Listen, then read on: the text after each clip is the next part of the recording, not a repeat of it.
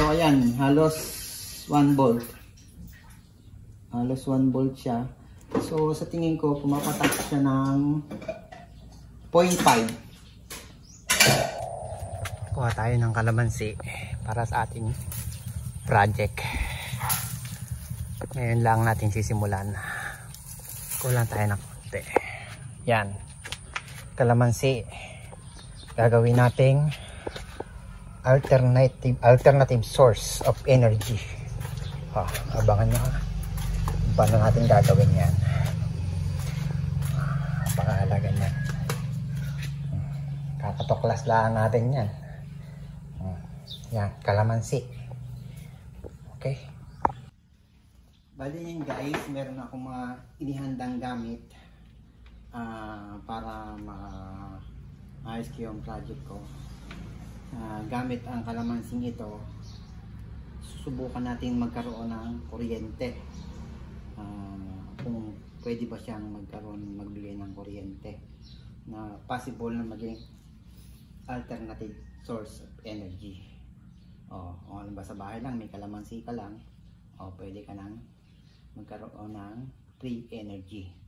So meron akong ihanda dito. Bali ito ay copper plate. Yan, copper plate, manipis lang siya. Tapos nilagyan ko siya ng tape sa gitna. Tapos meron akong kinuha na kwadrado na aluminum plate. May pintura yan yung kanya. Gitna niya may pintura. Ayan, may kulay itim. Bali galing yan sa bintana ko. Sa bintana ko, yung pinagpirasawan ko dati nung nagpagawa ako.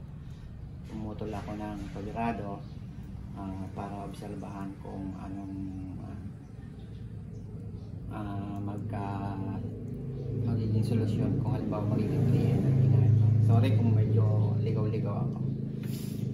So ayun, gamit ang kalamansi, ipapakita ko sa inyo kung paano ko natuklasan itong sinasabi ko na source of energy. Maaaring yung free energy simula sa kalamansi. So ayan, isang pirasong kalamansi lang, bale pwede tayong makakuha ng energy, free energy galing sa kalamansi. Buong kalamansi yan, press na kalamansi. Ito press na kalamansi din, bale bini ako na para hindi tayo magtagal. Ayan natural na kalamansi. May buto pa. So ang gagawin natin dito, nasabi ko na naman sa inyo kung anong itong ilalagay ko na ito. Baka sabihin nyo naman battery yan, hindi yan battery. Tape lang yan, scotch tape. Ayan. Bali ang gagawin natin dito sa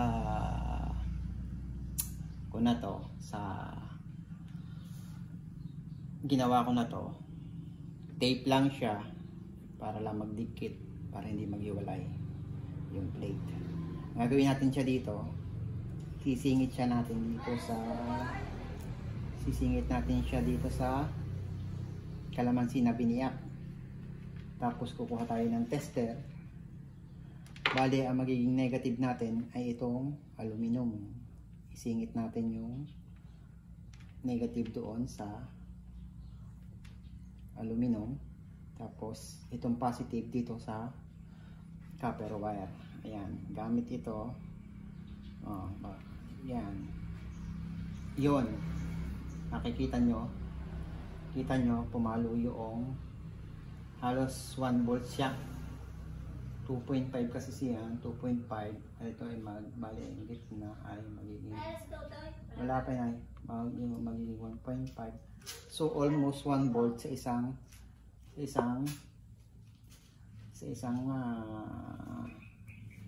kalamansi. So itaas natin, subukan natin itaas sa 10 volts para makuha ko kung papalo siya, kung gaano siya. Wala tayong digital para makita natin kung ano reading niya talaga. So yan, bali bagsak yung ating tester. Ay siyempre magbabawa tayo diyan. Medyo isara na yung tester natin. So ayan, halos 1 volt. Halos 1 volt siya.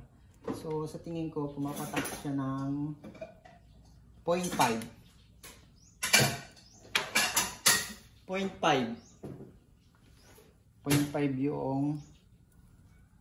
yung reading ng isang kalamansi. Yan, baka sabihin niyo naman may connection yung aking kuryente. Wala. Yan, tester yan. Oh. Kahit pagdikitin mo, wala yan. Oh, walang daya yan. Baka may magsabi na kung ano yan. Yan, oh. May reading siya. Balik ulit natin sa 2.5. Yan. Ipitin niya ulit natin yung negative. So, yan. Kitang-kita po na natin yung may reading. So, possible na meron talagang energy. Kung halimbawa gumawa ako ng marami nito, so possible na makakuha tayo ng energy at makapagpailaw tayo ng ibang kahit isang simpleng ilaw lang. So susubukan natin gumawa ng maraming ganito, tapos igagawa ulit tayo ng video, papakita ko sa inyo kung anong magiging resulta. Meron pa akong mga plates dito na ginamit dati sa mga experiment ko. Ayan. So bali tutuloy na lang natin. Okay, abangan nyo na lang yung next video para masubaybayan nyo kung anong mangyayari. Sa susunod, susubukan natin magpailaw kahit isang LED o anong equivalent na pwedeng kayang pailawin ng ating kalamansi na ito. Okay, maraming salamat sa inyong panonood at ayan, simple po. Paki-subscribe na lang at pakisubaybayan yung sunod na video. Thank you. Maraming salamat sa inyong pagsubaybay. Peace.